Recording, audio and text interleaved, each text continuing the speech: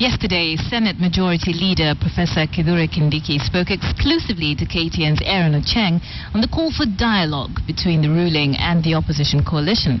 Now, in the second part of that interview, Professor Kindiki is accusing CORD of being insensitive to the security of this country by attempting to block the enactment of the new security regulations.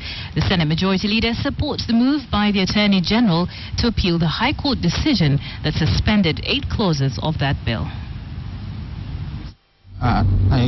Towards the end of the year, we saw this security amendment laws. I would say there was a bit of a push and pull between the two houses on whether the bill needed to have passed through the Senate or whether it was a National Assembly bill per se. I don't know what's your opinion on that security laws. There was no push and pull between the Senate and the National Assembly over the Security Amendment Acts. What happened is that the acts was a bit divisive between Jubilee and CORD, period. And it is very unfortunate that difference of opinion, which actually should be a healthy thing in a democratic state, actually culminated in physical, ugly fist fights among leaders. It is regrettable, and I think that is something that should not have happened. But I'm also happy, and I was very humbled to see Speaker Justin Muturi telling his troops in the National Assembly, both Jubilee and CORD, please emulate the Senate. Emulate the Senate. Not that in the Senate it was any different.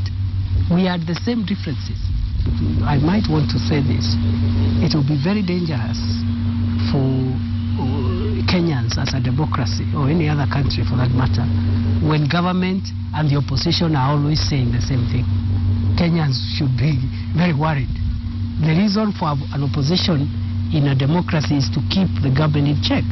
So really, what happened around the security laws are two things. One, differences in opinion, which are healthy, but definitely the violence part in the National Assembly was shameful and should not be repeated. What should drive us, whether as Jubilee or as CORD, is a better and more secure Kenya. So all these ideas that are coming, we should not have this kind of clause, or how far should we limit rights, to what extent, that discussion should be contextualized within the framework of a better and safer Kenya. Okay? Because even in the most, in quote, free societies, when it comes to security, that is a core area that you cannot, the room for political maneuver is very small. Last week, the French were hit by terrorists very badly. And you saw the first thing the President Hollande said, he said that the only weapon that can help us fight these terrorists is our unity.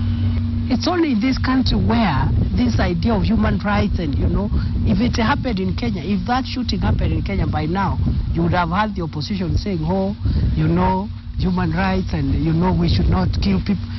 I am happy if they politicize devolution. I am happy if they politicize economic issues, like the size of our wage bill. But I will be a bit concerned when we start doing politics with national security. The Inspector General of Police has been nominated and he will be vetted.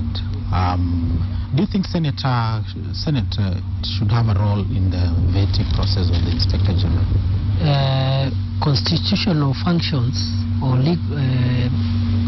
legislative functions are not bestowed on people or institutions who wish to participate in them. They are bestowed according to the Constitution and the law.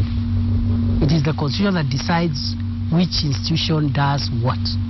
The issue of involvement of the Senate is not an issue that is being requested or required by the Senate or by anybody.